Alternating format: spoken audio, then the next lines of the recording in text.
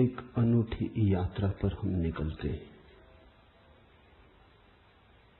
मनुष्य जाति के पास बहुत शास्त्र हैं, पर अष्टावक्र गीता जैसा शास्त्र नहीं। वेद फीके हैं, उपनिषद बहुत धीमी आवाज में बोलते हैं। गीता में भी ऐसा गौरव नहीं जैसा अष्टावक्र की संहिता में। कुछ बात ही अनूठी है। सबसे बड़ी बात तो यह है कि न समाज, न राजनीति, न जीवन की किसी और व्यवस्था का कोई प्रभाव अष्टावक्र के वचनों पर है। इतना शुद्ध भावातीत वक्तव्य है, समय और काल से अतीत, दूसरा नहीं। शायद इसीलिए अष्टावक्र की गीता, अष्टावक्र की संहिता का बहुत प्रभाव नहीं पड़ा। कृष्ण की गीता का बहुत प्रभाव पड़ा। पहला कारण, कृष्ण की गीता समन्वय है। सत्य की उतनी चिंता नहीं जितनी समन्वय की चिंता है। समन्वय का आग्रह इतना गहरा है कि अगर सत्य थोड़ा खो भी जाए तो कृष्ण राजी है। कृष्ण की गीता खिचड़ी जैसी है, इसलिए सभी को भाती है, क्योंकि सभी का कुछ न कुछ उसमें मौजूद है। ऐसा कोई संप्रदाय खोजना मुश्किल है जो गीता में अपनी वाणी न खोज ले। ऐसा कोई व्यक्ति खोजना मुश्किल है जो गीता में अपने लिए कोई सहारा न खोज ले। इन सब के लिए अष्टावक्र की गीता बड़ी कठिन होगी। अष्टावक्र समन्वयवादी नहीं, सत्यवादी है। सत्य जैसा है वैसा कहा है, बिना किसी लाग लपेट के। सुनने वाले की चिंता नहीं, सुनने वाला समझेगा नहीं समझेगा इसकी भी चिंता नहीं। सत्य का ऐसा शुद्धतम वक्तव्य न पहले कहीं हुआ, न फिर बाद में कभी हो सका। कृष्ण की गीता लोगों को प्रिय है क्योंकि अपना अर्थ निकाल लेना बहुत सुगम है। कृष्ण की गीता काव्यात्मक है। 2-2-5 भी हो सकते हैं, 2-2-3 भी हो सकते हैं। अष्टावक्र के साथ कोई खेल संभव नहीं, वहां 2-2-4 ही होते। अष्टावक्र का वक्तव्य शुद्ध गणित का वक्तव्य है। वहां काव्य को जरा भी जगह नहीं, वहां कविता के लिए जरा सी भी छूट नहीं। जैसा है वैसा कहा है, किसी तरह का समझौता नहीं। कृष्ण की गीता पढ़ो तो भक्त अपना अर्थ निकाल लेता है, क्योंकि कृष्ण ने भक्ति की भी बात की। कर्मयोगी अपना अर्थ निकाल लेता है, क्योंकि कृष्ण ने कर्मयोग की भी बात की। ज्ञानी अपना अर्थ निकाल लेता है, क्योंकि कृष्ण ने ज्ञान की भी बात की। कृष्ण कहीं भक्ति को सर्वश्रेष्ठ कहते हैं, कहीं ज्ञान को सर्वश्रेष्ठ कहते हैं, कहीं कर्म को सर्वश्रेष्ठ कहते हैं। कृष्ण का वक्तव्य बहुत राजनीतिक है। वो राजनेता थे, कुशल राजनेता थे। सिर्फ राजनेता थे इतना ही कहना उचित नहीं, कुटिल राजनीतिज्ञ थे, डिप्लोमेट थे। उनके वक्तव्य में बहुत सी बातों का ध्यान रखा गया, इसलिए सभी को गीता भा जाती है। इसलिए तो गीता पर हजारों टीकाएं हैं, अष्टावक्र पर कोई चिंता नहीं करता। क्योंकि अष्टावक्र के साथ राजी होना हो तो तुम्हें अपने को छोड़ना पड़ेगा।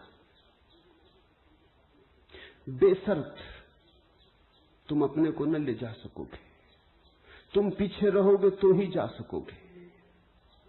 कृष्ण के साथ तुम अपने को ले जा सकते हो। कृष्ण के साथ तुम्हें बदलने की कोई भी जरूरत नहीं। कृष्ण के साथ तुम मौजू पड़ सकते हो। इसलिए सभी सांप्रदायिकों ने कृष्ण की गीता पर टीकाएं लिखी। शंकर ने, रामानुज ने, निम्बार्क ने, बल्लभ ने, सबने अपने अर्थ निकाल लिए। कृष्ण ने कुछ ऐसी बात कही है जो बहुअर्थी है, इसलिए मैं कहता हूं काव्यात्मक है। कविता में से मन चाहे अर्थ निकल सकते हैं। कृष्ण का वक्तव्य ऐसा है जैसे वर्षा में बादल गिरते, जो चाहो देख लो। कोई देखता है हाथी की सूंड, कोई चाहे गणेश जी को देख ले। किसी को कुछ भी नहीं दिखाई पड़ता, वो कहता कहां की फिजूल बातें कर रहे हो, बादल है, धुआं, इसमें कैसी आकृतियां देख रहे हो। पश्चिम में वैज्ञानिक मन के परीक्षण के लिए स्याही के धब्बे ब्लॉटिंग पेपर पर डाल देते हैं और व्यक्ति को कहते हैं देखो इसमें क्या दिखाई पड़ता है।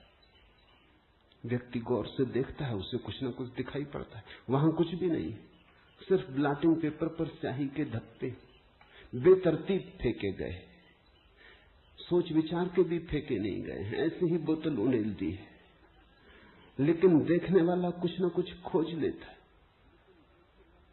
जो देखने वाला खोजता है वो उसके मन में वो आरोपित कर लेता। तुमने भी देखा होगा, दीवार पर वर्षा का पानी पड़ता है, लकीरें खिंच जाती, कभी आदमी की शक्ल दिखाई पड़ती, कभी घोड़े की शक्ल दिखाई पड़ती।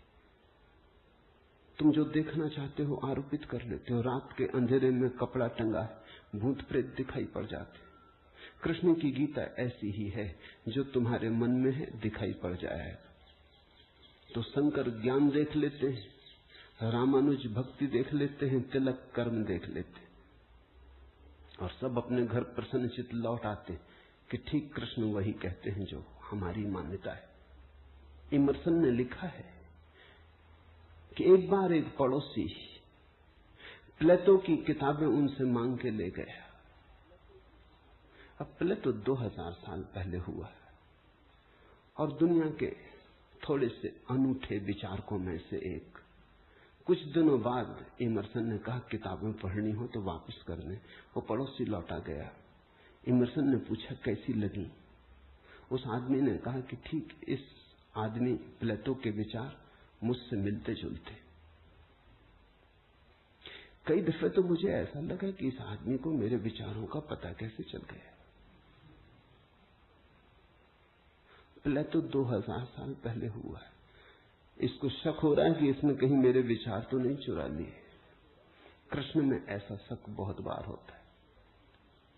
इसलिए कृष्ण पर सदियां बीत गई, टीकाएं चलती जाती, हर सदी अपना अर्थ खोज लेती है, हर व्यक्ति अपना अर्थ खोज लेता है। कृष्ण की गीता स्याही के धब्बों जैसी एक कुशल राजनीतिज्ञ का वक्तव्य है। अष्टावक्र की गीता में तुम कोई अर्थ न खोज पाओगे। तुम अपने को छोड़ के चलोगे तो ही अष्टावक्र की गीता स्पष्ट होगी।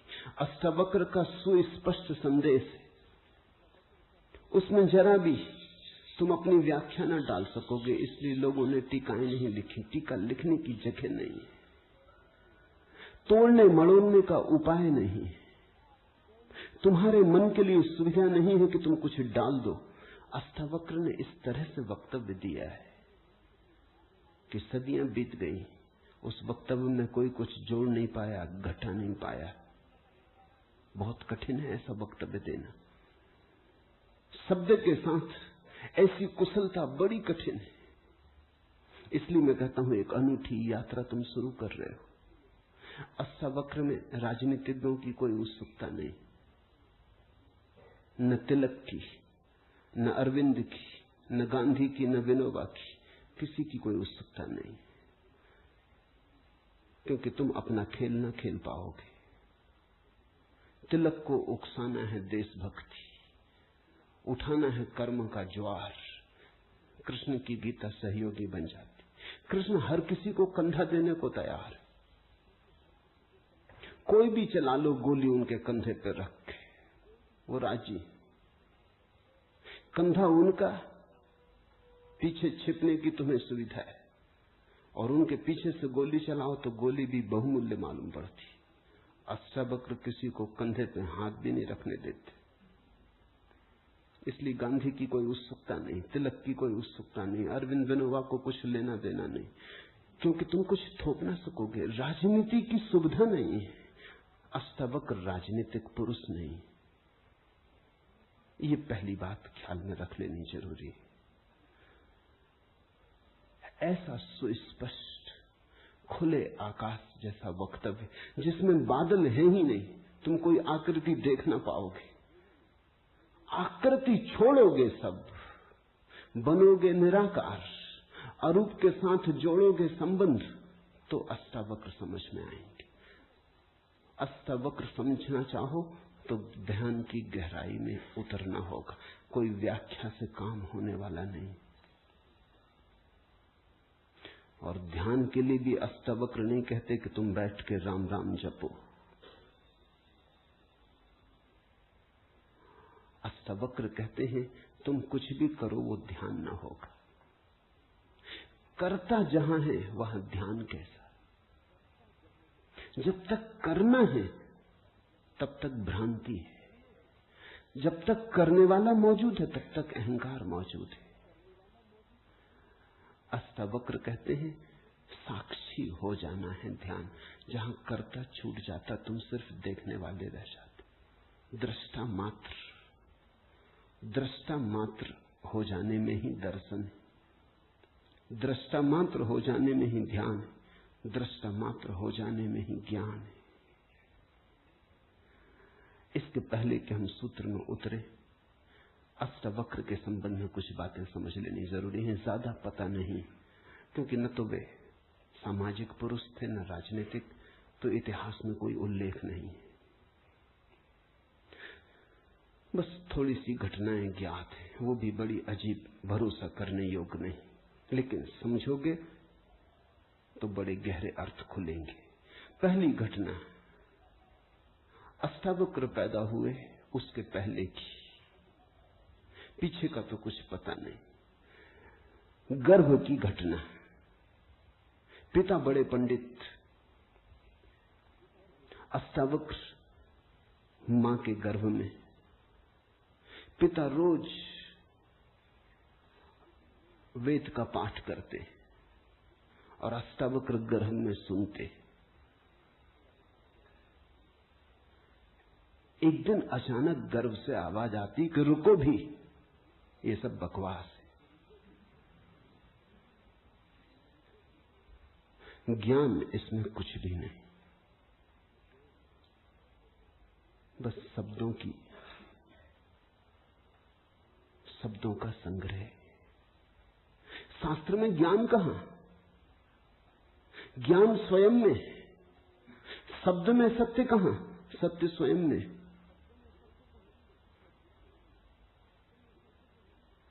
पिता स्वभावतः नाराज हुए। एक तो पिता, फिर पंडित, और गर्भ में छिपा हुआ बेटा इस तरह की बात कहे, अभी पैदा भी नहीं हुआ। क्रोध में आ गए, आग बबूला हो गए। पिता का अहंकार चोट खा गया। फिर पंडित का अहंकार। बड़े पंडित थे, बड़े विवादी थे, शास्त्रार्थी थे। क्रोध में अभिशाप दे दिया कि जब पैदा होगा तो 8 अंगों से टेढ़ा होगा, इसलिए नाम अष्टावक्र। 8 जगह से कुबड़े पैदा हुए, 8 जगह से ऊंट की भांति इर्छे तिरछे।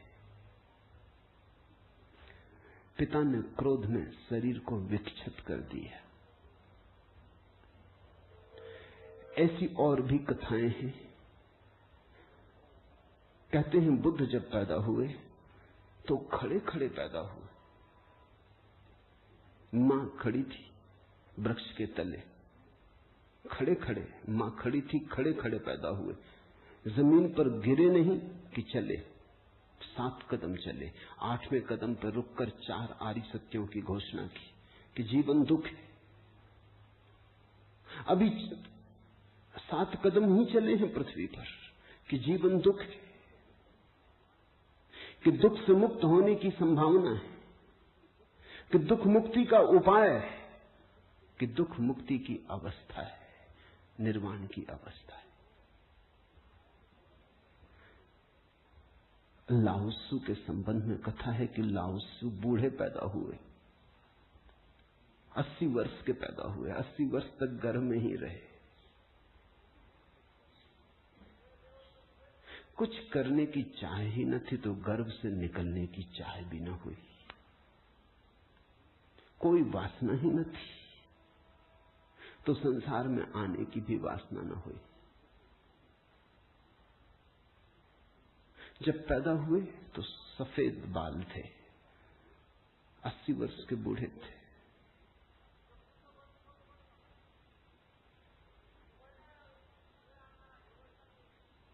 जरथुस्त्र के संबंध में कथा है कि जब जरथुस्त्र पैदा हुए तो पैदा होते से ही खिलखिला के हंसे, मगर इन सबको मात कर दिया अष्टावक्र। ये तो पैदा होने की बात है। अष्टावक्र ने अपना पूरा वक्तव्य दे दिया पैदा होने के पहले। ये कथाएं महत्वपूर्ण हैं। इन कथाओं में इन व्यक्तियों के जीवन की सारी सार संपदा है, निचोड़ है। बुद्ध ने जो जीवन भर में कहा उसका निचोड़। बुद्ध ने अष्टांगिक मार्ग का उपदेश दिया तो 7 कदम चले, 8वें पर रुक गए। 8 अंग है कुल। पहुंचने की अंतिम अवस्था है सम्यक समाधि। उस समाधि की अवस्था में ही पता चलता है जीवन के पूरे सत्य का। वो 4 आर्य सत्यों की घोषणा करती। लाओत्सु बूढ़ा पैदा हुआ। लोगों को 80 साल लगते हैं, तब भी ऐसी समझ नहीं आ पाती। बूढ़े होकर भी लोग बुद्धिमान कहां हो पाते। बूढ़ा होना और बुद्धिमान होना पर्यायवाची तो नहीं। बाल तो धूप में भी पकाए जा सकते हैं। लाओत्सु की कथा इतना ही कहती है कि अगर जीवन में त्वरा हो, तीव्रता हो, तो जो 80 साल में घटता है वो एक क्षण में घट सकता है। प्रज्ञा की तीव्रता हो तो एक क्षण में घट सकता है। बुद्धि मलिन हो तो 80 साल में भी कहां घटता है। जरथुस्त्र जन्म के साथ ही हंसे। जरथुस्त्र का धर्म अकेला धर्म है दुनिया में जिसको हंसता हुआ धर्म कह सकते। अति पार्थिव पृथ्वी का धर्म है। इसलिए तो पारसी दूसरे धार्मिकों को धार्मिक नहीं मालूम होते, नाचते गाते प्रसन्न। जरथुस्त्र का धर्म हंसता हुआ धर्म है, जीवन के स्वीकार का धर्म है, निषेध नहीं है, त्याग नहीं है। तुमने कोई पारसी साधु देखा? नंग धड़ंग खड़ा हो जाए, छोड़ दे, धूप में खड़ा हो जाए, धूनी रमा के बैठ जाए। नहीं, पारसी धर्म में जीवन को सताने, कष्ट देने की कोई व्यवस्था नहीं। जरथुस्त्र का सारा संदेश यही है कि जब हंसते हुए परमात्मा को पाया जा सकता है तो रोते हुए क्यों पाना। जब नाचते हुए पहुंच सकते हैं उस मंदिर तक तो नाहक कांटे क्यों बोने। जब फूलों के साथ जाना हो सकता है तो ये दुखवाद क्यों। इसलिए ठीक है, प्रतीक ठीक है कि जरथुस्त्र पैदा होते हंसे। इन कथाओं में इतिहास मत खोजना, ऐसा हुआ है ऐसा नहीं है, लेकिन इन कथाओं में एक बड़ा गहरा अर्थ है। तुम्हारे पास एक बीज पड़ा है। जब तुम बीज को देखते हो तो इससे पैदा होने वाले फूल की कोई भी तो खबर नहीं मिलती। ये क्या हो सकता है इसकी भनक भी तो नहीं आती। ये कमल बनेगा, खिलेगा, जल में रहेगा और जल से अछूता रहेगा, सूरज की किरणों पर नाचेगा और सूरज भी ईर्ष्यालु होगा इसके सौंदर्य से, इसकी कोमलता से। इसके अपूर्व गरिमा, इसके प्रसाद से, इसकी सुगंध आकाश में उड़ेगी। ये बीज को देखकर तो पता भी नहीं चलता। बीज को तो देख के इसकी कोई कल्पना भी नहीं कर सकता, अनुमान भी नहीं कर सकता। लेकिन एक दिन ये घटता है। तो दो तरह से हम सोच सकते हैं। या तो हम बीज को पकड़ लें जोर से और हम कहें जो बीज में दिखाई नहीं पड़ा वो कमल में भी घट नहीं सकता। ये भ्रम है, ये धोखा है, ये झूठ है।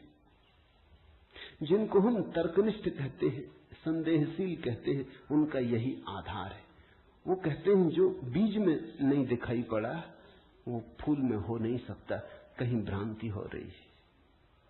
इसलिए संदेहशील व्यक्ति बुद्ध को मान नहीं पाता, महावीर को स्वीकार नहीं कर पाता, जीसस को अंगीकार नहीं कर पाता, क्योंकि वो कहते हैं हमने जाना इनको। जीसस अपने गांव में आए, बड़े हैरान हुए, गांव के लोगों ने कोई चिंता ही न की। जीसस का वक्तव्य है कि पैगंबर की अपने गांव में पूजा नहीं होती। कारण क्या रहा होगा? क्यों नहीं होती गांव में पूजा पैगंबर की? गांव के लोगों ने बचपन से देखा, बड़े ही जोसेफ का लड़का है, लकड़ियां ढोते देखा, रिंदा चलाते देखा, लकड़ियां चीरते देखा, पसीने से लथपथ देखा, सड़कों पे खेलते देखा, झगड़ते देखा। गांव के लोग इसे बचपन से जानते हैं, बीज की तरह देखा। आज अचानक ये हो कैसे सकता है कि परमात्मा का पुत्र हो गए?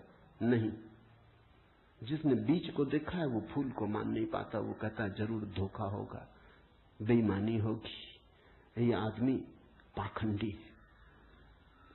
बुद्ध अपने घर वापस लौटे तो पिता, सारी दुनिया को जो दिखाई पड़ रहा था वो पिता को दिखाई नहीं पड़ा। सारी दुनिया अनुभव कर रही थी एक प्रकाश, दूर दूर तक खबरें जा रही थी, दूर देशों से लोग आने शुरू हो गए थे। लेकिन जब वो वापस बुद्ध घर आए 12 साल बाद, तो पिता ने कहा मैं तुझे अभी भी क्षमा कर सकता हूं, यद्यपि तूने काम तो बुरा किया है, सताया तो तूने हमें, अपराध तो तूने किया है, लेकिन मेरे पास पिता का हृदय, मैं माफ कर दूंगा, द्वार तेरे लिए खुले, मगर फेंक ये भिक्षा का पात्र, हटा ये भिक्षु का वेश, ये सब नहीं चलेगा। तो वापस लौटा, ये राज्य तेरा है, मैं बूढ़ा हो गया, इसको कौन संभालेगा? हो गया बचपना बहुत, अब बंद करो ये सब खेल। बुद्ध ने कहा कृपा कर मुझे देखें तो, जो गया था वो वापस नहीं आया है, ये कोई और ही आया है। जो आपके घर पैदा हुआ था वही वापस नहीं आया है, ये कोई और ही आया है, बीज फूल होके आया है। गौर से तो देखो। पिता ने कहा तू मुझे सिखाने चला है, पहले दिन से जब तू पैदा हुआ था तब से तुझे जानता हूं। किसी और को धोखा देना, किसी और को समझा लेना, भ्रम में डाल देना, मुझे तू भ्रम में न डाल पाएगा। मैं फिर कहता हूं, मैं तुझे भली भांति जानता हूं, मुझे कुछ सिखाने को चेष्टा मत कर, क्षमा करने को मैं राजी हूं। बुद्ध ने कहा आप और मुझे जानते हैं, मैं तो स्वयं को भी नहीं जानता था, अभी अभी किरणें उतरी हैं और स्वयं को जानो। क्षमा करें, लेकिन ये मुझे कहना ही पड़ेगा कि जिसको आपने देखा वो मैं नहीं हूं, और जहां तक आपने देखा वो मैं नहीं हूं। बाहर बाहर आपने देखा, भीतर आपने कहां देखा? मैं आपसे पैदा हुआ हूं, लेकिन आपने मुझे निर्मित नहीं किया। मैं आपसे आया हूं जैसे एक रास्ते से कोई राहगीर आता है, लेकिन रास्ता और राहगीर का क्या लेना देना? कल रास्ता कहने लगे कि मैं तुझे पहचानता हूं, तू मेरे ही से तो होकर आया। ऐसे ही आप कह रहे हैं, आपके पहले भी मैं था, जन्मों जन्मों से मेरी यात्रा चल रही, आपसे गुजरा जरूर, ऐसा मैं औरों से भी गुजरा हूं, और भी मेरे पिता थे, और भी मेरी माताएं थी, लेकिन मेरा होना बड़ा अलग थलग है, कठिन है, बहुत अति कठिन है। अगर बीज देखा तो फूल पे भरोसा नहीं आता, एक तो ढंग है अश्रद्धालु का, तर्कवादी का, संदेहशील का, कि वो कहता है बीज को हम पहचानते हैं तो फूल हो नहीं सकता। हम कीचड़ को जानते हैं, उस कीचड़ से कमल हो कैसे सकता है? सब गलत, सपना होगा, भ्रांति होगी, किसी मोहजाल में पड़ गए होगे, किसी ने धोखा दे दिया, कोई जादू, कोई तिलिस्म। एक तो ये रास्ता है। एक रास्ता है श्रद्धालु का, प्रेमी का, भक्त का, सहानुभूति से भरे हृदय का। वो फूल को देखता है और फूल से पीछे की तरफ यात्रा करता है। वो कहता है जब फूल में ऐसा सुगंध हुई, जब फूल में ऐसी विभा प्रकट हुई, जब फूल में ऐसी प्रतिभा, जब फूल में ऐसा कुंवारापन दिखा, तो जरूर बीज में भी रहा होगा। क्योंकि जो फूल में हुआ है वो बीज में न हो तो हो ही नहीं सकता।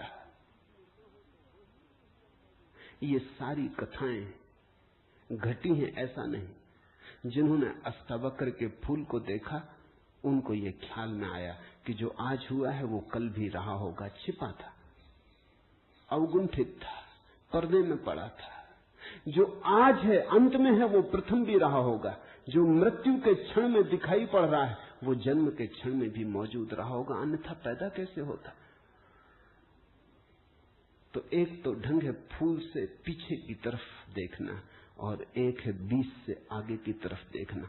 गौर से देखो तो दोनों में सारसूत्र एक ही है, दोनों की आधार भित्ति एक ही है, लेकिन कितना जमीन आसमान का अंतर हो जाता है। जो बीज वाला है वो भी ये कह रहा है कि जो बीज में नहीं है वो फूल में कैसे हो सकता है, ये उसका तर्क है। फूल वाला भी यही कह रहा है, वो कह रहा है जो फूल में है वो बीज में भी होना ही चाहिए। दोनों का तर्क तो एक है, लेकिन दोनों के देखने के ढंग अलग है। बड़ी अड़चन। मुझसे कोई पूछता था कि आपके साथ बचपन में बहुत लोग पढ़े होंगे, स्कूल में, कॉलेज में, वे दिखाई नहीं पड़ते, वे कैसे दिखाई पड़ सकते? उनको बड़ी अड़चन है, वो भरोसा नहीं कर सकते, अति कठिन है उन्हें। कल ही मेरे पास रायपुर से किसी ने एक अखबार भेजा, श्री हरशंकर परसाई ने एक लेख मेरे खिलाफ लिखा है। वो मुझे जानते हैं, कॉलेज के दिनों से जानते हैं, हिंदी के मूर्धन्य व्यंग लेखक हैं। मेरे मन में उनकी कृतियों का आदर है। लेख में उन्होंने लिखा है कि जबलपुर की हवा में कुछ खराबी है, यहां धोखेबाज और धूर्ती पैदा होते, जैसे रजनीश, महेश योगी, मुंदड़ा, 3 नाम उन्होंने गिनाए। धन्यवाद उनका, कम से कम मेरा नाम नंबर 1 तो गिनाया। इतनी याद तो रखी, एकदम बिसार नहीं दिया, बिल्कुल भूल गए हो ऐसा नहीं।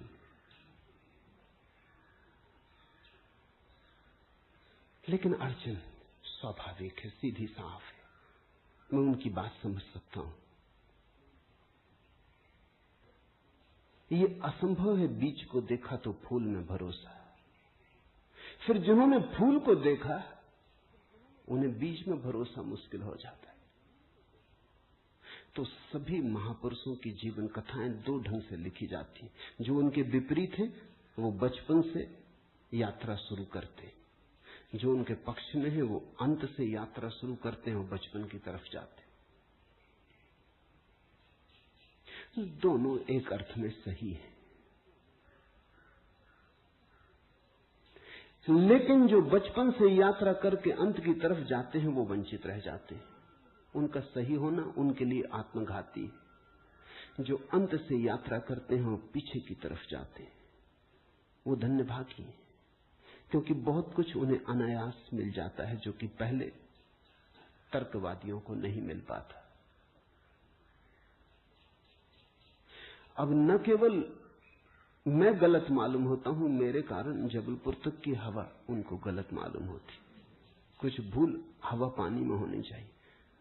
यदि मैं उनको कहना चाहूंगा जबलपुर को कोई हक नहीं है मेरे संबंध में, हवा पानी को अच्छा या खराब तय करने का। जबलपुर से मेरा कोई बहुत नाता नहीं है, थोड़े दिन वहां था, महेश योगी भी थोड़े दिन वहां थे, उनका भी कोई नाता नहीं। हम दोनों का नाता किसी और जगह से है। उस जगह के लोग इतने सोए हैं कि उन्हें अभी खबर ही नहीं। महेश योगी और मेरा जन्म पास ही पास हुआ, दोनों गाडरवाड़ा के आसपास पैदा हुए। उनका जन्म चिचली में हुआ, मेरा जन्म कुचवाड़े में हुआ। अगर हवा पानी खराब है तो वहां का होगा। इसका दुख गाडरवाड़ा को होना चाहिए, कभी होगा, या सुख। जबलपुर को इसमें बीच में आना नहीं चाहिए। लेकिन मन कैसे तर्क रचता है। अब जो अष्टावक्र की कथा को देखेगा वो सुनते से ही कह देगा गलत, असंभव। ये तो कथा जिन्होंने लिखी उनको भी पता है कि कहीं कोई गर्व से बोलता है। वो तो केवल इतना कह रहे हैं कि जो आखिर में प्रकट हुआ वो गर्भ में मौजूद रहा होगा। जो वाणी आखिर में खिली वो किसी न किसी गहरे तल पर गर्भ में भी मौजूद रही होगी, अन्यथा खिलती कहां से, आती कहां से? सुनने से थोड़ी कुछ आता है, हर चीज के पीछे कारण है। नहीं देख पाए हो हम, लेकिन था तो मौजूद। ये सारी कथाएं इसी का सूचन देती हैं। अष्टावक्र के संबंध में दूसरी बात जो ज्ञात है वो है जब वे 12 वर्ष के थे। बस 2 ही बातें ज्ञात हैं। तीसरी उनकी अष्टावक्र गीता है, या कुछ लोग कहते हैं अष्टावक्र संहिता। जब वे 12 वर्ष के थे तो एक बड़ा विशाल शास्त्रार्थ जनक ने रचा। जनक सम्राट थे और उन्होंने सारे देश के पंडितों को निमंत्रण दिया और उन्होंने 1000 गायें राजमहल के द्वार पर खड़ी कर दी और उन्होंने गायों के सींगों पर सोना मढ़ दिया और हीरे जवाहरात लटका दिए और कहा जो भी विजेता होगा वो इन गायों को हाँक के ले जाए। बड़ा विवाद हुआ। अष्टावक्र के पिता भी उस विवाद में गए। खबर आई सांझ होते होते कि पिता हार रहे हैं। सबसे तो जीत चुके थे, वंदिन नाम के एक पंडित से हारे जा रहे हैं। ये खबर सुन के अष्टावक्र भी राजमहल पहुंच गया। सभा सजी थी, विवाद अपनी आखिरी चरम अवस्था में था, निर्णायक घड़ी करीब आती थी। पिता के हारने की स्थिति बिल्कुल पूरी तय हो चुकी थी। अब हारे तब हारे की अवस्था थी। अष्टावक्र दरबार में भीतर चला गया। पंडितों ने उसे देखा, महापंडित इकट्ठे थे। उसका 8 अंगों से टेढ़ा मेढ़ा शरीर, वो चलता तो भी देख के लोगों को हंसी आती। उसका चलना भी बड़ा हास्यास्पद था। सारी सभा हंसने लगी। अष्टावक्र भी खिल के हंसा। जनक ने पूछा, और सब हंसते हैं वो तो मैं समझ गया क्यों हंसते, लेकिन बेटे तू क्यों हंसा? अष्टावक्र ने कहा, मैं इसलिए हंस रहा हूं कि इन चम्हारों की सभा में सत्य का निर्णय हो रहा है। बड़ा आदमी अनूठा रहा होगा। ये चम्हार यहां क्या कर रहे हैं? सन्नाटा छा गया। चम्हार? सम्राट ने पूछा, तेरा मतलब? उसने कहा, सीधी सी बात है, इनको चमड़ी ही दिखाई पड़ती, मैं नहीं दिखाई पड़ता। मुझसे सीधा साधा आदमी खोजना मुश्किल है, वो तो इनको दिखाई ही नहीं पड़ता। इनको आड़ा टेढ़ा शरीर दिखाई पड़ता है। ये चम्हार है, ये चमड़ी के पारखी। राजन, मंदिर के टेढ़े होने से कहीं आकाश टेढ़ा होता है?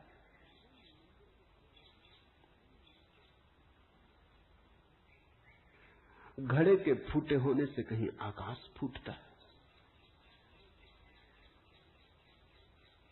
आकाश तो निर्विकार है, मेरा शरीर टेढ़ा मेढ़ा है, लेकिन मैं तो नहीं। ये जो भीतर बसा है इसकी तरफ तो देखो, इससे तुम सीधा साधा और कुछ खोज ना सकोगे।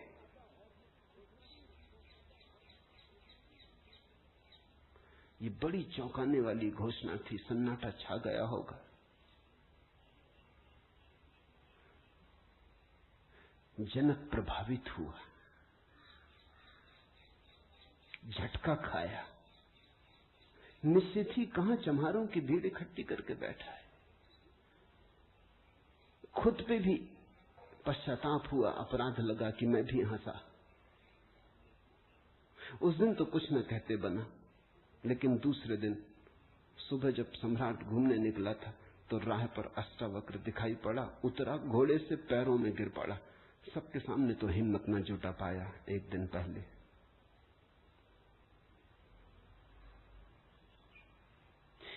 दिन पहले तो कहा था, बेटे तू क्यों हंसता है?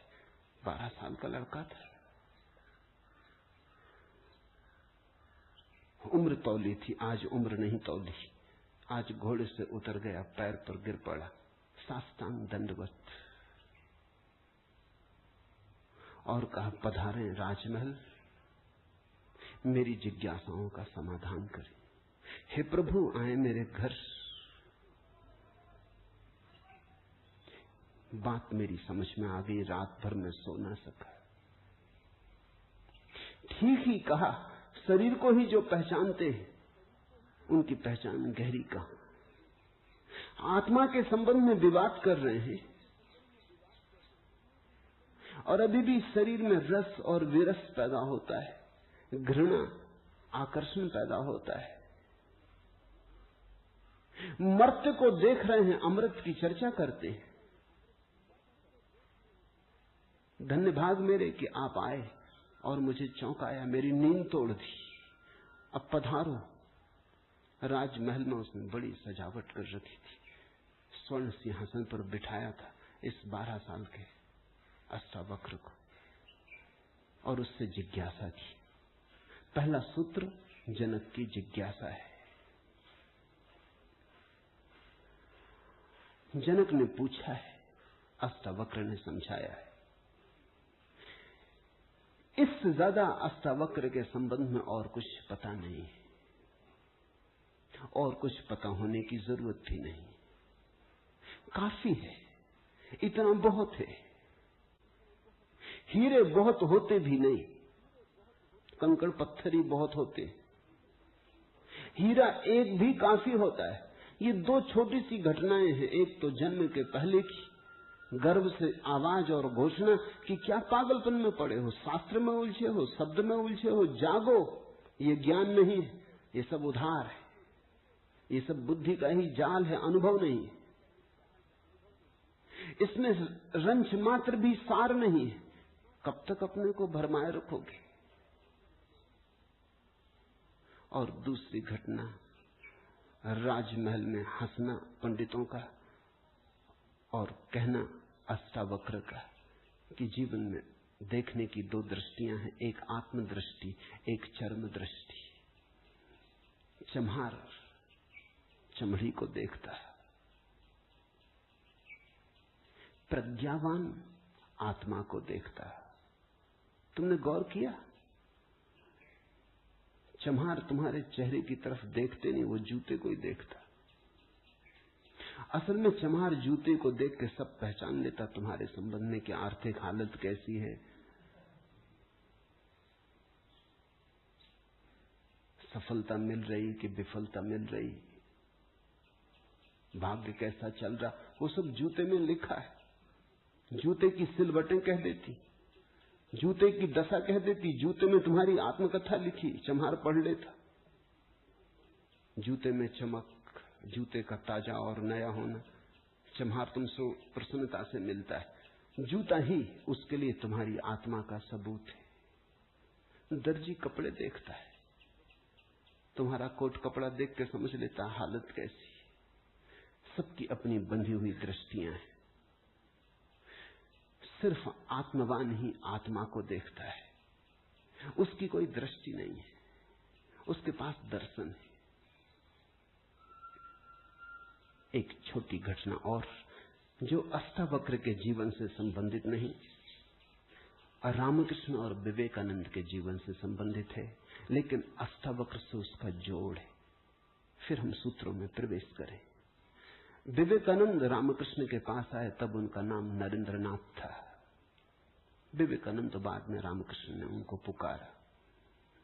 जब आए रामकृष्ण के पास तो अति विवादी थे, नास्तिक थे, तर्कवादी थे, हर चीज के लिए प्रमाण चाहते थे। कुछ चीजें हैं जिनके लिए कोई प्रमाण नहीं, मजबूरी है। परमात्मा के लिए कोई प्रमाण नहीं है और प्रमाण नहीं। प्रेम के लिए कोई प्रमाण नहीं है और प्रमाण नहीं। सौंदर्य के लिए कोई प्रमाण नहीं है और प्रमाण नहीं है। अगर मैं कहूं देखो ये खजूरेना के वृक्ष कैसे सुंदर, और तुम कहो हमें तो कोई सौंदर्य दिखाई नहीं पड़ता, वृक्ष जैसे वृक्ष, सिद्ध करें, मुश्किल हो जाएगी। कैसे सिद्ध करें कि सुंदर है? सुंदर होने के लिए सौंदर्य की परख चाहिए और तो कोई उपाय नहीं। आंख चाहिए और तो कोई उपाय नहीं। कहते हैं मजनू ने कहा कि लैला को जानना हो तो मजनू की आंख चाहिए। ठीक कहा। लैला को देखने का और कोई उपाय ही नहीं। मजनू को बुलाया था उसके गांव के राजा ने और कहा था तू पागल है, मैं तेरी लैला को जानता हूं, साधारण सी लड़की है, काली कलूटी, कुछ खास नहीं, तुझ पे मुझे दया आती। ये मेरे राजमहल की 12 लड़कियां खड़ी, ये इस देश की सुंदरतम स्त्रियां, इनमें से तू कोई भी चुन ले, ये तुझे रोते देख के मेरा भी प्राण रोता है। उसने देखा और उसने कहा इनमें तो लैला कोई भी नहीं। ये तो लैला के मुकाबले तो दूर, उसके चरण की धूल भी नहीं। सम्राट कहने लगा मजनू तू पागल है। मजनू ने कहा ये हो सकता है, लेकिन एक बात आपसे कहना चाहता हूं, लैला को देखना हो तो मजनू की आंख चाहिए।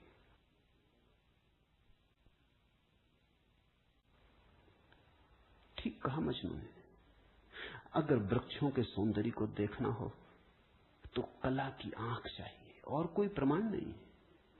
अगर किसी के प्रेम को पहचानना हो तो प्रेमी का हृदय चाहिए और कोई प्रमाण नहीं। और परमात्मा तो इस जगत के सारे सौंदर्य और सारे प्रेम और सारे सत्य का इकट्ठा नाम है। उसके लिए तो ऐसा निर्विकार चित्त चाहिए, ऐसा साक्षी भाव चाहिए जहां कोई शब्द न रह जाए, कोई विचार न रह जाए, कोई तरंग न उठे, वहां कोई धूल न रह जाए। मन की और चित्त का दर्पण परिपूर्ण शुद्ध हो। प्रमाण कहां? रामकृष्ण से विवेकानंद ने कहा प्रमाण चाहिए। है परमात्मा तो प्रमाण दे। और विवेकानंद को देखा रामकृष्ण ने। बड़ी थी संभावना इस युवक की, बड़ी थी यात्रा इसके भविष्य की, बहुत कुछ होने को पड़ा था इसके भीतर, बड़ा खजाना था, उससे ये अपरिचित है। रामकृष्ण ने देखा इस युवक के पिछले जन्मों में, झांका, ये बड़ी संपदा, बड़े पुण्य की संपदा लेकर आ रहा है। ये ऐसे ही तर्क में दबा न रह जाए। कराह उठा होगा पीड़ा और करुणा से रामकृष्ण का हृदय। उन्होंने कहा छोड़, प्रमाण वगैरह बाद में सोच लेंगे, मैं जरा बूढ़ा हुआ, मुझे पढ़ने में अड़चन होती, तू अभी जवान, तेरी आंख अभी तेज, ये किताब पढ़ी, इसे तू पढ़। वो थी अष्टावक्र गीता, जरा मुझे सुना दे। कहते हैं विवेकानंद को इसमें तो कुछ अड़चन न मालूम पड़ी। यह आदमी कुछ ऐसी तो कोई खास बात नहीं मांग रहा है। 2-4 सूत्र पढ़े और एक घबराहट और रोआ रोआ कपने लगा। और विवेकानंद ने कहा मुझसे नहीं पढ़ा जाता। रामकृष्ण ने कहा पढ़ भी, इसमें हर्ज क्या है, तेरा क्या बिगाड़ लेगी ये किताब, तू जवान है अभी, तेरी आंख अभी ताजी, और मैं बूढ़ा हुआ, मुझे पढ़ने में दिक्कत होती, और ये किताब मुझे पढ़नी तो तू पढ़ के सुना दे। कहते उस किताब को सुनाते सुनाते ही विवेकानंद डूब गए। रामकृष्ण ने देखा इस व्यक्ति के भीतर बड़ी संभावना है, बड़ी शुद्ध संभावना है, जैसी एक बोधिसत्व की होती, जो कभी न कभी बुद्ध होना जिसका निर्णीत है, आज नहीं कल भटके कितना ही, बुद्धत्व जिसके पास चला आ रहा है। क्यों अष्टावक्र की गीता रामकृष्ण ने कही कि तू पढ़ के मुझे सुना दे? क्योंकि इससे ज्यादा शुद्धतम वक्तव्य और कोई नहीं। ये शब्द भी अगर तुम्हारे भीतर पहुंच जाएं तो तुम्हारी सोई हुई आत्मा को जगाने लगेंगे। ये शब्द तुम्हें तरंगायित करेंगे, ये शब्द तुम्हें आह्लादित करेंगे, ये शब्द तुम्हें झकझोरेंगे। इन शब्दों के साथ क्रांति घटित हो सकती है। अष्टावक्र की गीता को मैंने यूं ही नहीं चुना है, और जल्दी नहीं चुना, बहुत देर करके चुना है, सोच विचार के। दिन थे जब मैं कृष्ण की गीता पर बोला, क्योंकि भीड़ भाड़ मेरे पास थी। भीड़ भाड़ के लिए अष्टावक्र गीता का कोई अर्थ न था। बड़ी चेष्टा करके भीड़ भाड़ से छुटकारा पाया है। अब तो थोड़े से विवेकानंद यहां हैं, अब तो उनसे बात करनी है जिनकी बड़ी संभावना है। उन थोड़े से लोगों के साथ मेहनत करनी है जिनके साथ मेहनत का परिणाम हो सकता है। अब हीरे तराशने, कंकड़ पत्थरों पर ये छेनी खराब नहीं करनी, इसलिए चुनी है अष्टावक्र की गीता। तुम तैयार हुए हो इसलिए चुनी। पहला सूत्र, जनक ने कहा, हे प्रभु, पुरुष ज्ञान को कैसे प्राप्त होता है, और मुक्ति कैसे होगी, और वैराग्य कैसे प्राप्त होगा, यह मुझे कहिए। एतत् मम ब्रूहि प्रभु, मुझे समझाएं प्रभु। 12 साल के लड़के से सम्राट जनक का कहना, हे प्रभु भगवान मुझे समझाएं। एतत् मम ब्रूहि, मुझे ना समझ को कुछ समझ दे,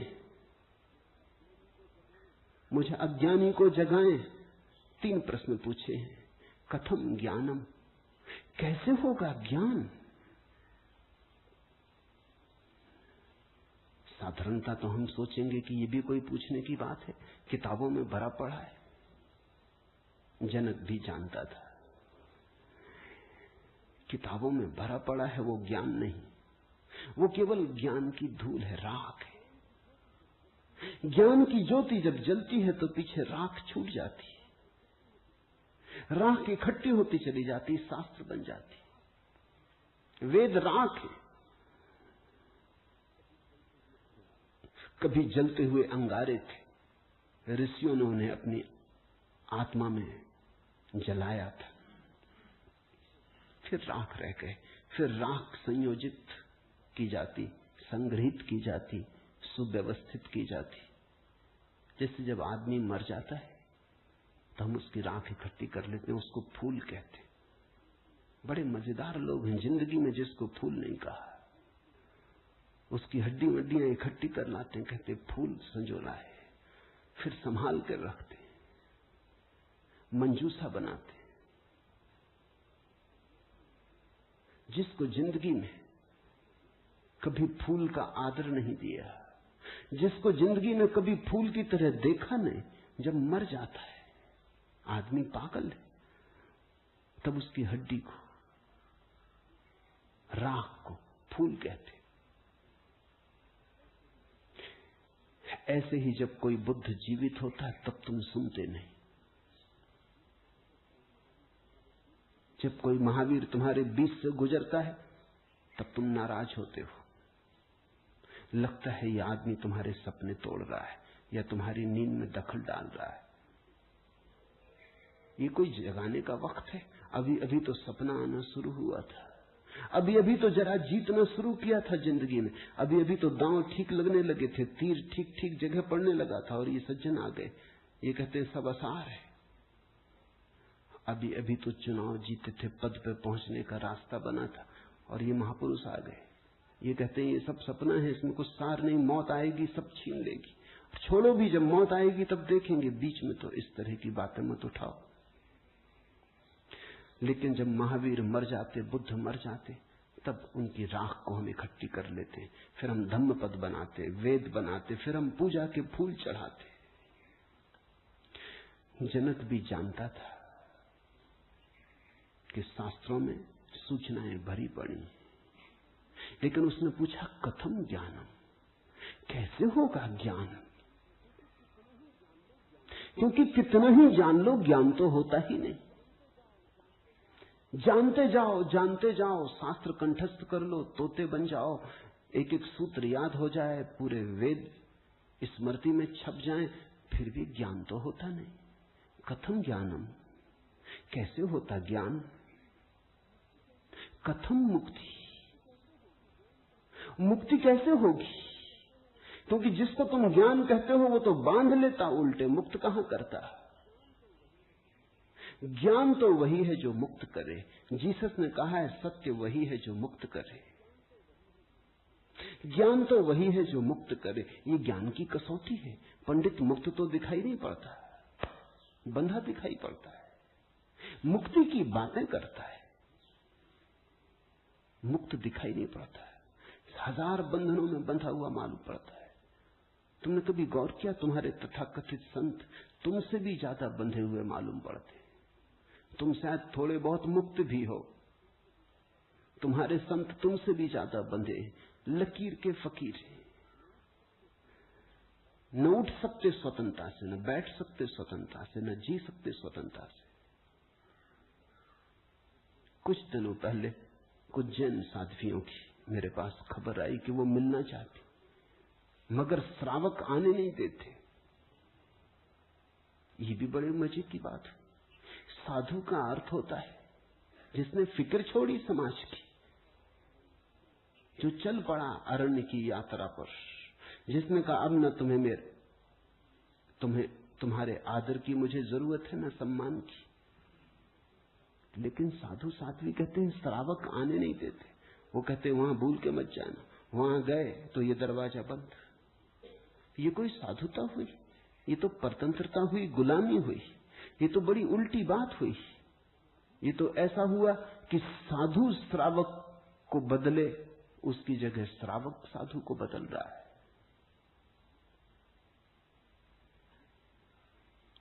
एक मित्र ने आके मुझे कहा, एक जैन साध्वी आपकी किताबें पढ़ती लेकिन चोरी से,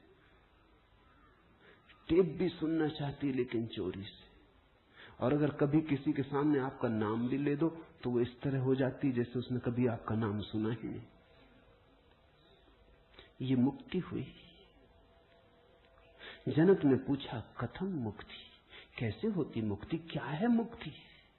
उस ज्ञान को मुझे समझाएं जो मुक्त कर देता है।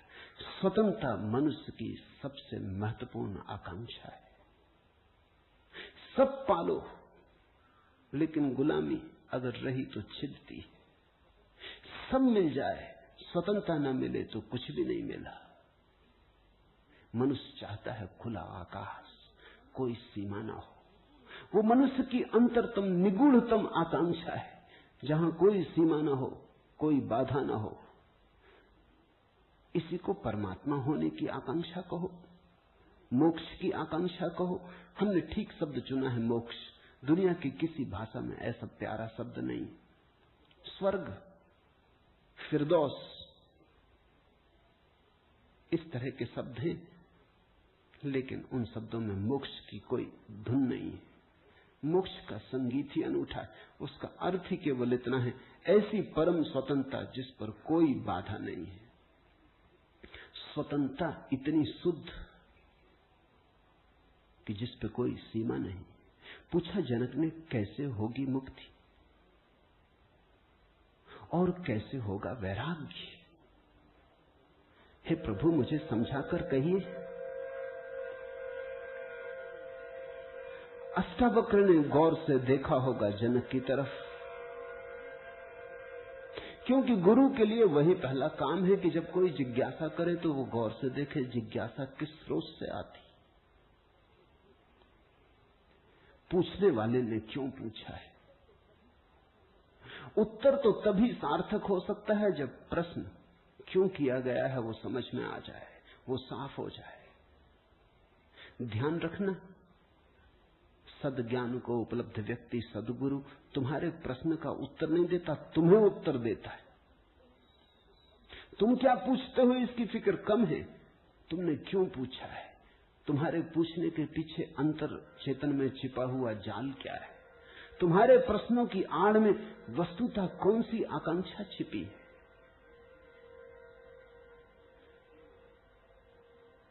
दुनिया में 4 तरह के लोग हैं, ज्ञानी, मुमुक्षु, अज्ञानी, मूढ़। और दुनिया में 4 ही तरह की जिज्ञासाएं होती। ज्ञानी की जिज्ञासा तो निःशब्द होती। कहना चाहिए ज्ञानी की जिज्ञासा तो जिज्ञासा होती ही नहीं। जान लिया, जानने को कुछ बचा नहीं, पहुंच गए, चित्त निर्मल हुआ, शांत हुआ, घर लौट आए, विश्राम में आ गए। तो ज्ञानी की जिज्ञासा तो जिज्ञासा जैसी होती ही नहीं। इसका यह अर्थ नहीं कि ज्ञानी सीखने को तैयार नहीं होता। ज्ञानी तो सरल छोटे बच्चे की भांति हो जाता है, सदा तत्पर सीखने को। जितना ज्यादा तुम सीख लेते हो उतनी ही सीखने की तत्परता बढ़ जाती। जितने तुम सरल और निष्कपट होते चले जाते हो उतने ही सीखने के लिए तुम खुल जाते हो। आए हवाएं तुम्हारे द्वार खुले पाती, आए सूरज तुम्हारे द्वार पर दस्तक नहीं देनी पड़ती, आए परमात्मा तुम्हें सदा तत्पर पाता है। ज्ञानी ज्ञान को संग्रहित नहीं करता।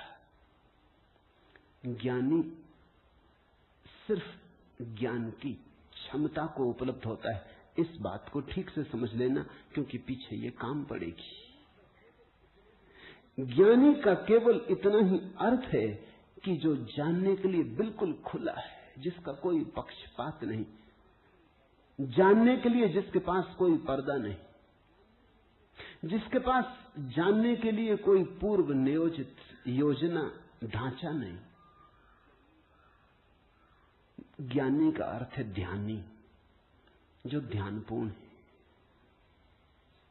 तो देखा होगा अष्टावक्र ने गौर से जनक में झांक के, ये व्यक्ति ज्ञानी तो नहीं, ये ध्यान को तो उपलब्ध नहीं हुआ है। अन्यथा इसकी जिज्ञासा मौन होती, उसमें शब्द न होते। बुद्ध के जीवन में उल्लेख है, एक फकीर मिलने आया, एक साधु मिलने आया, एक परिव्राजक घुमक्कड़। उसने आके बुद्ध से कहा, पूछने योग्य शब्द मेरे पास नहीं,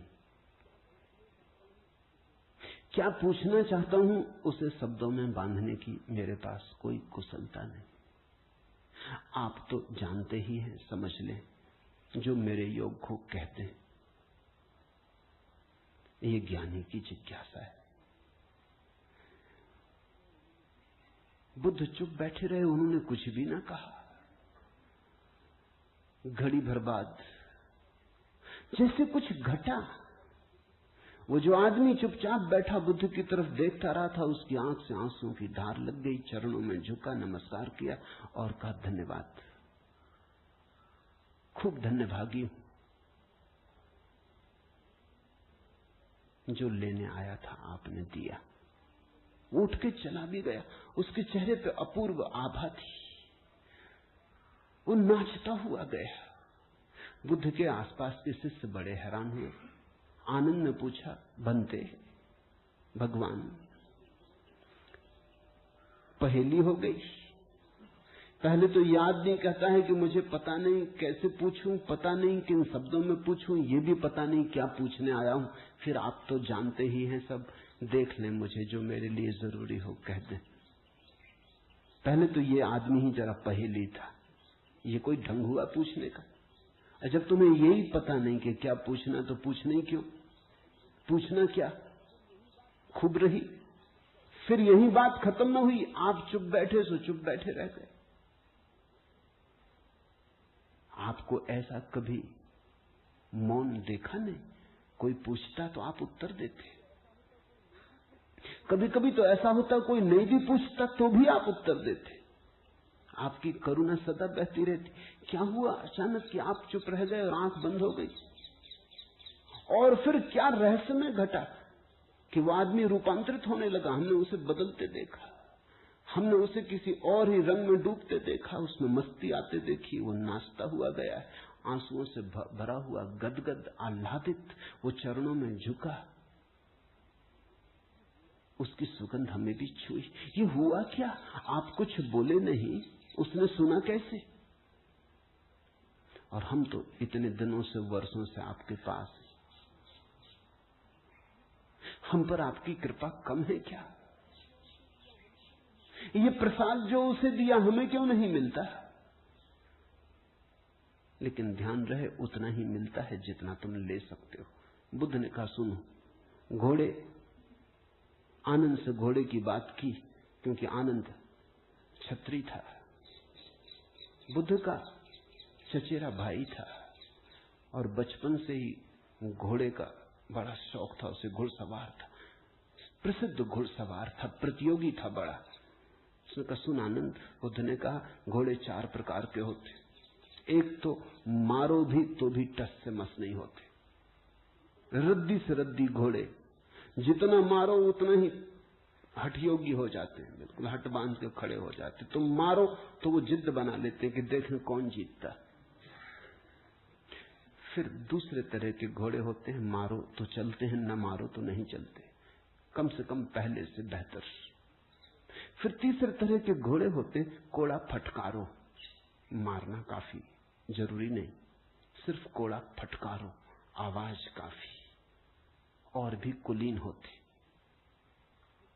दूसरे से भी बेहतर। फिर आनंद, तुझे जरूर पता होगा ऐसे भी घोड़े होते कि कोड़े की छाया देख के भागते, फटकारना भी नहीं पड़ता। ये ऐसा ही घोड़ा था, छाया काफी। अष्टावक्र ने देखा होगा गौर से। जब तुम आके मुझसे कुछ पूछते हो तो तुम्हारे प्रश्न से ज्यादा महत्वपूर्ण सवाल तुम हो। कभी कभी तुम्हें भी ऐसा लगता होगा कि तुमने जो नहीं पूछा था वो मैंने उत्तर दिया है, और कभी कभी तुम्हें ऐसा भी लगता होगा कि शायद मैं टाल गया तुम्हारे प्रश्न को, बचाव कर गया, कुछ और उत्तर दे गया हूं। लेकिन सदा तुम्हारी भीतरी जरूरत ज्यादा महत्वपूर्ण। तुम क्या पूछते हो ये उतना महत्वपूर्ण नहीं, क्योंकि तुम्हें खुद ही ठीक पता नहीं तुम क्या पूछते हो, क्यों पूछते हो। उत्तर वही दिया जाता है जिसकी तुम्हें जरूरत है। तुम्हारे पूछने से कुछ तय नहीं होता। देखा होगा अष्टावक्र ने ज्ञानी तो नहीं है जनक, अज्ञानी है फिर क्या? अज्ञानी भी नहीं, क्योंकि अज्ञानी तो अकड़ीला, अकड़ा से भरा होता है। अज्ञानी तो झुकना जानता ही नहीं।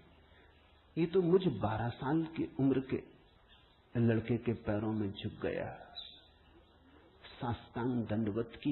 ये अज्ञानी के लिए असंभव है। अज्ञानी तो समझता है कि मैं जानता ही हूं, मुझे कौन समझाएगा।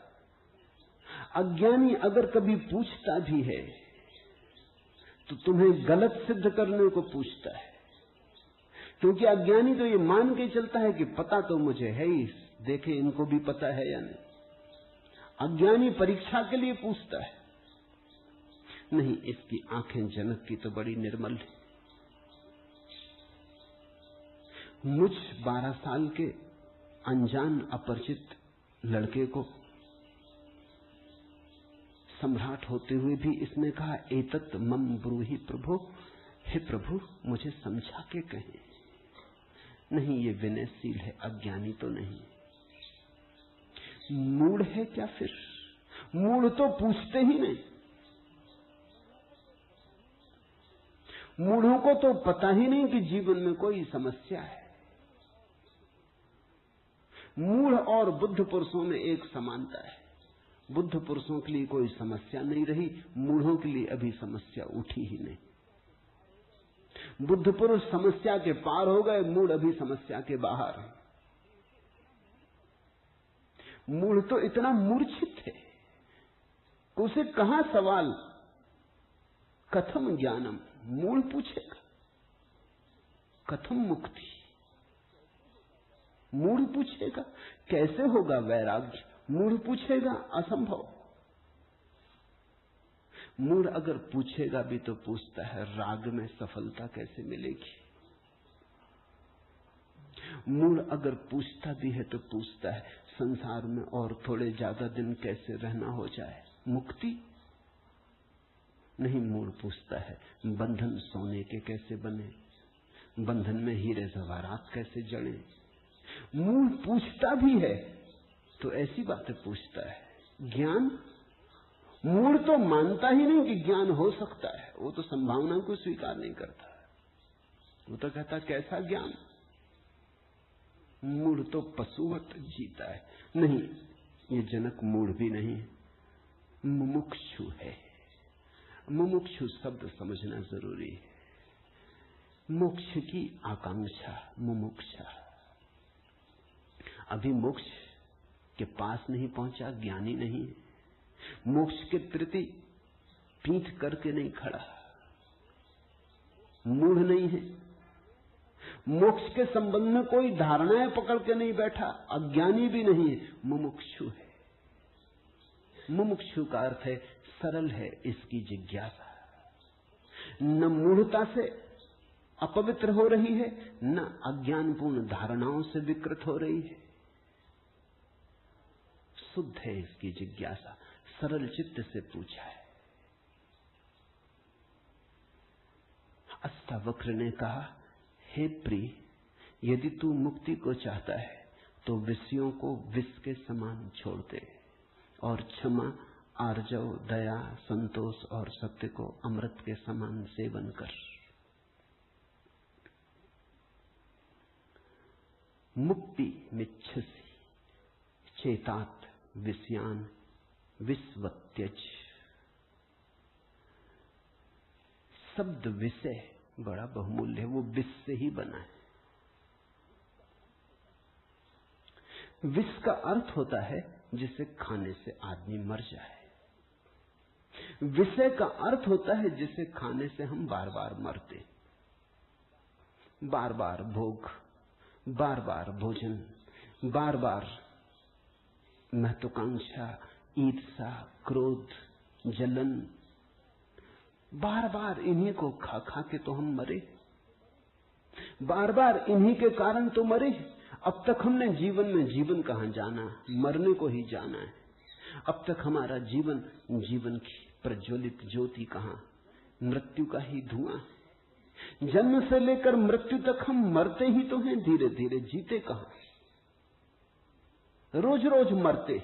जिसको हम जीवन कहते हैं वो एक सतत मरने की प्रक्रिया है। अभी हमें जीवन का तो पता ही नहीं, तो हम जिएंगे कैसे? ये शरीर तो रोज क्षीण होता चला जाता है, ये बल तो रोज खोता चला जाता है, ये भोग और विषय तो रोज हमें चूसते चले जाते, जरा जीर्ण करते चले जाते। ये विषय और कामनाएं तो छेदों की तरह, इनसे हमारी ऊर्जा और आत्मा रोज बहती चली जाती, आखिर में घड़ा खाली हो जाता, उसको हम मृत्यु कहते। तुमने कभी देखा, अगर छिद्र वाले घड़े को कुएं में डालो तो जब तक घड़ा पानी में डूबा होता है भरा मालूम पड़ता है। उठाओ पानी के ऊपर, खींचो रस्सी, बस खाली होना शुरू हुआ। जोर का शोरगुल होता है, उसी को तुम जीवन कहते हो। जलधारें गिरने लगती, उसी को तुम जीवन कहते हो। और घड़ा जैसे जैसे पास आता है, हाथ के खाली होता चला जाता। जब हाथ में आता है तो खाली घड़ा, जल की एक बूंद भी नहीं। ऐसा ही हमारा जीवन है। बच्चा पैदा नहीं हुआ, भरा मालूम होता, पैदा हुआ कि खाली होना शुरू हुआ। जन्म का पहला दिन मृत्यु का पहला दिन है, खाली होने लगा। एक दिन मरा, 2 दिन मरा, 3 दिन मरा। जिनको तुम जन्मदिन कहते हो, अच्छा हो मृत्यु दिन कहो तो ज्यादा सत्यतर होगा। 1 साल मर जाते हो, उसको कहते हो चलो एक जन्मदिन आ गया। 50 साल मर गए, कहते हो 50 साल जी लिए, स्वर्ण जयंती मनाए। 50 साल मरे, मौत करीब आ रही, जीवन दूर जा रहा है, घड़ा खाली हो रहा है। जो दूर जा रहा है उसके आधार पर तुम जीवन को सोचते हो, या जो पास आ रहा है उसके आधार पर? ये कैसा उल्टा गणित। हम रोज मर रहे हैं, मौत करीब सरकती आती। अष्टावक्र कहते हैं विषय है विषवत, क्योंकि उन्हें खा खा के हम सिर्फ मरते, उनसे कभी जीवन तो मिलता नहीं। यदि तू मुक्ति चाहता है हे तात, हे प्रिय, तो विषयों को विष के समान छोड़ दे और क्षमा, आर्जव, दया, संतोष और सत्य को अमृत के समान सेवन कर। अमृत का अर्थ होता है जिससे जीवन मिले, जिससे अमृतत्व मिले, जिससे उसका पता चले जो फिर कभी नहीं मरेगा।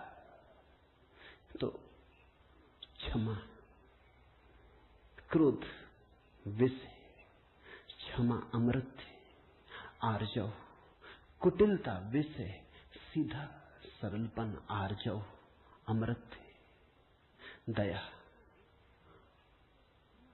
कठोरता, क्रूरता विष है, दया, करुणा अमृत है, संतोष, असंतोष का कीड़ा खाए चला जाता, असंतोष का कीड़ा हृदय में कैंसर की तरह फैलता चला जाता, विष को फैलाए चले जाता। संतोष जो है उससे तृप्ति, जो नहीं है उसकी आकांक्षा नहीं, जो है वो काफी से ज्यादा है, वो है ही काफी से ज्यादा। आंख खोलो जरा देखो, संतोष कोई थोपना नहीं है ऊपर जीवन को, जरा गौर से देखो, तुम्हें जो मिला है वो तुम्हारी जरूरत से सदा ज्यादा है। तुम्हें जो चाहिए वो मिलता ही रहा है, तुमने जो चाहा है वो सदा मिल गया है। तुमने दुख चाहा है तो दुख मिल गया है, तुमने सुख चाहा है तो सुख मिल गया है, तुमने गलत चाहा तो गलत मिल गया है। तुम्हारी चाह ने तुम्हारे जीवन को रचा है। चाह बीज है, फिर जीवन उसकी फसल है। जन्मों जन्मों में जो तुम चाहते रहे हो वही तुम्हें मिलता रहा है। कई बार तुम सोचते हो हम कुछ और चाह रहे हैं, जब मिलता है तो कुछ और मिलता है, तो तुम्हारे चाहने में भूल नहीं हुई, सिर्फ तुमने चाहने के लिए गलत शब्द चुन लिया था। जैसे तुम चाहते हो सफलता, मिलती है विफलता, तुम कहते हो विफलता मिल रही, चाही तो सफलता थी।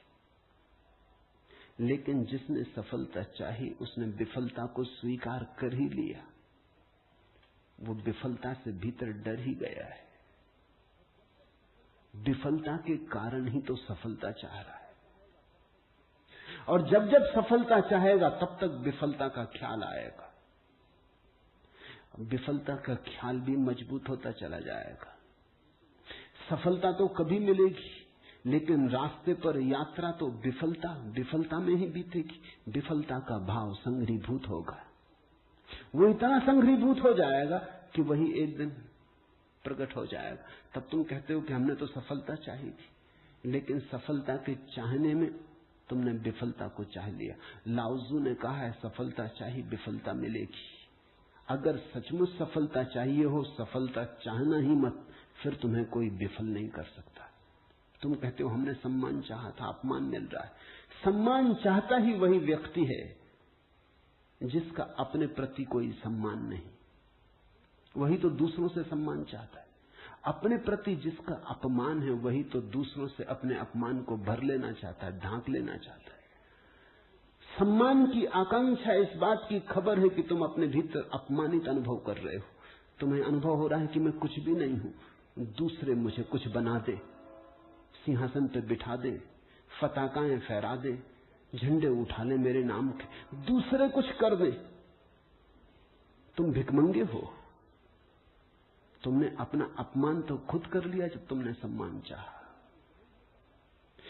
और ये अपमान गहन होता जाएगा। लाओसू कहता है मेरा कोई अपमान नहीं कर सकता, क्योंकि मैं सम्मान चाहता ही नहीं। ये सम्मान को पा लेना है। लाओसू कहता है मुझे कोई हरा नहीं सकता, क्योंकि जीत की हमने बात ही छोड़ दी। अब हराओगे कैसे? तुम उसी को हरा सकते हो जो जीतना चाहता है। अब ये जरा उलझा हुआ हिसाब है। इस दुनिया में सम्मान उन्हें मिलता है जिन्होंने सम्मान नहीं चाहा, सफलता उन्हें मिलती है जिन्होंने सफलता नहीं चाही। क्योंकि जिन्होंने सफलता नहीं चाही उन्होंने तो स्वीकार ही कर लिया कि सफल तो हम हैं ही, अब और चाहना क्या है। सम्मान तो हमारे भीतर आत्मा का है ही, अब और चाहना क्या है। परमात्मा ने सम्मान दे दिया तुम्हें पैदा करके, अब और किसका सम्मान चाहते हो। परमात्मा ने तुम्हें काफी गौरव दे दिया, जीवन दिया, ये सौभाग्य दिया कि आंख खोलो, देखो हरे वृक्षों को, फूलों को, पक्षियों को, कान दिए, सुनो संगीत को, जलप्रपात के मरमर को, बोध दिया कि बुद्ध हो सको। अब और क्या चाहते हो। सम्मानित तो तुम हो गए, परमात्मा ने तुम्हें प्रमाण पत्र दिया। तुम भिखारी की तरह किन से प्रमाण पत्र मांग रहे हो? उनसे जो तुमसे प्रमाण पत्र मांग रहे। ये बड़ा मजेदार मामला है। दो भिखारी एक दूसरे के सामने खड़े भीख मांग रहे। ये भीख मिलेगी कैसे? दोनों भिखारी। तुम किससे सम्मान मांग रहे हो? किसके सामने खड़े हो? ये अपमान कर रहे हो तुम अपना, और यही अपमान गहन होता जाएगा। संतोष का अर्थ होता है देखो जो तुम्हारे पास है, देखो जरा आंख खोल के जो तुम्हें मिला ही है। ये अष्टावक्र की बड़ी बहुमूल्य कुंजी है, ये धीरे धीरे तुम्हें साफ होगी। अष्टावक्र की दृष्टि बड़ी क्रांतिकारी है, बड़ी अनूठी, जड़ मूल से क्रांति की है। संतोष और सत्य को अमृत के समान सेवन कर, क्योंकि असत्य के साथ जो जिएगा वो असत्य होता चला जाएगा। जो असत्य को बोलेगा, असत्य को जिएगा, स्वभावता असत्य से गिरता चला जाएगा। उसके जीवन से संबंध विच्छिन्न हो जाएंगे, जड़ें टूट जाएंगी।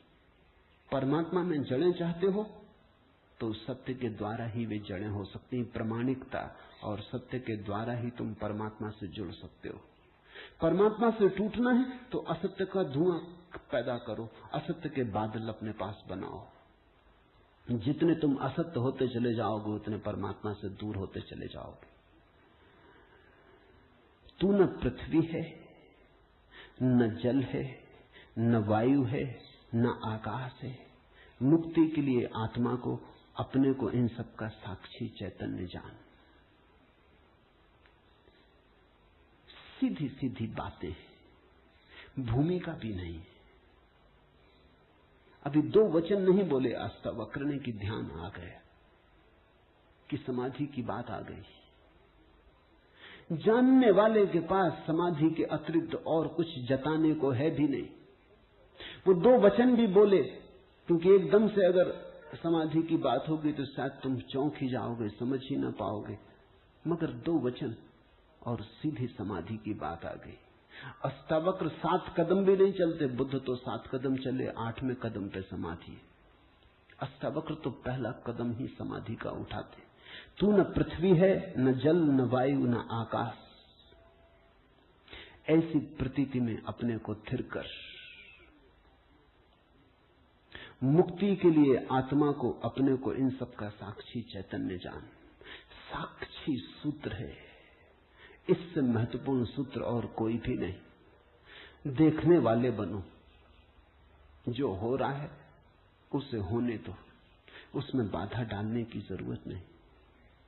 ये देह तो जल है, मिट्टी है, अग्नि है, आकाश है। तुम इसके भीतर तो वो दिए हो जिसमें ये सब जल, अग्नि, मिट्टी, आकाश, वायु प्रकाशित हो रही। तुम दृष्टा हो। इस बात को गहन करो।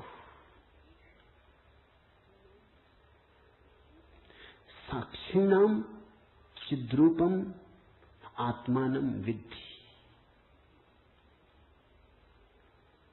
ये इस जगत में सर्वाधिक बहुमूल्य सूत्र है। साक्षी बनो। इसी से होगा ज्ञान, इसी से होगा वैराग्य, इसी से होगी मुक्ति। प्रश्न 3 थे, उत्तर 1 है। यदि तू देह को अपने से अलग कर और चैतन्य में विश्राम कर स्थित है तो तू अभी ही सुखी शांत और बंध मुक्त हो जाएगा। इसलिए मैं कहता हूं ये जड़ मूल से क्रांति है। पतंजलि इतनी हिम्मत से नहीं कहते कि अभी ही, पतंजलि कहते हैं करो अभ्यास, यम नियम साधो, प्राणायाम प्रत्याहार आसन, शुद्ध करो, जन्म जन्म लगेंगे तब सिद्धि है। महावीर कहते हैं पंच महाव्रत, और तब जन्म जन्म लगेंगे, तब होगी निर्जरा, तब कटेगा जाल कर्मों का। सुनो अष्टावक्र को, यदि देहम पृथकृत्य चित्ति विश्राम्य तिष्ठसि अधुनैव सुखी शांतो बंध मुक्तो भविष्यसि। अधुनैव, अभी, यहीं, इसी क्षण। यदि तू देह को अपने से अलग कर और चैतन्य में विश्राम कर स्थित है, अगर तूने एक बात देखनी शुरू कर दी कि ये देह मैं नहीं हूं, मैं करता और भोगता नहीं हूं, ये जो देखने वाला मेरे भीतर छिपा है, जो सब देखता है। बचपन था कभी तो बचपन देखा, फिर जवानी आई तो जवानी देखी, फिर बुढ़ापा आया तो बुढ़ापा देखा। बचपन नहीं रहा तो मैं बचपन तो नहीं हो सकता। आया और गया, मैं तो हूं। जवानी नहीं रही तो मैं जवानी तो नहीं हो सकता। आई और गई, मैं तो हूं।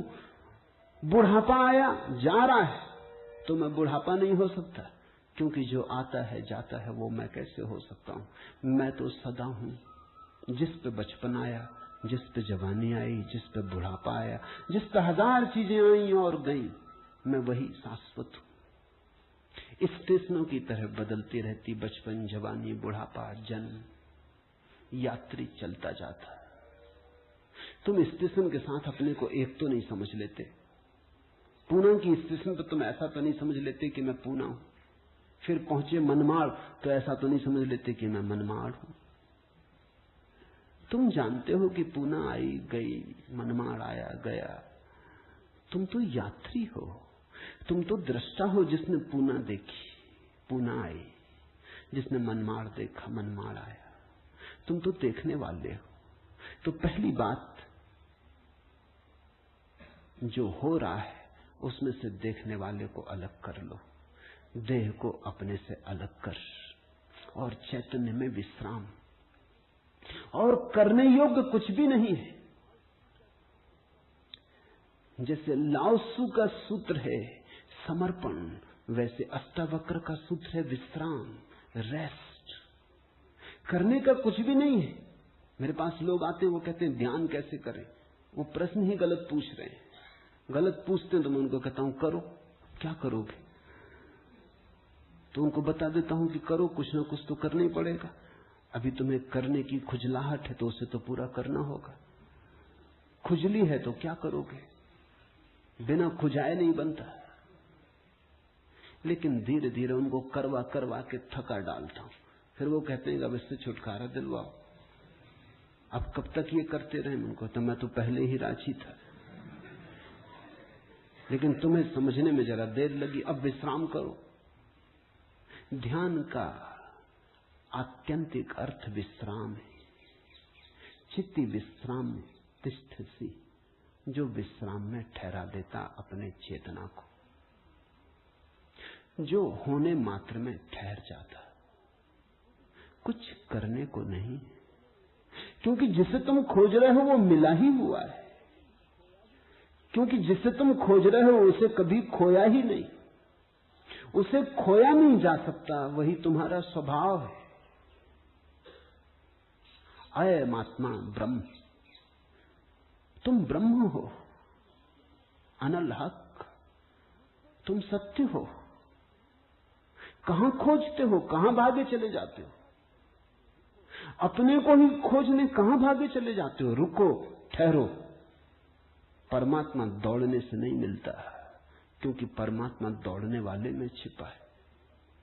परमात्मा कुछ करने से नहीं मिलता, क्योंकि परमात्मा करने वाले में छिपा है।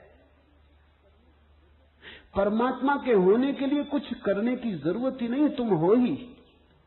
इसलिए अष्टावक्र कहते हैं चित्त विश्राम में, विश्राम करो, ढीले छोड़ो अपने को, ये तनाव छोड़ो। कहां जाते? कहीं जाने को नहीं, कहीं पहुंचने को नहीं।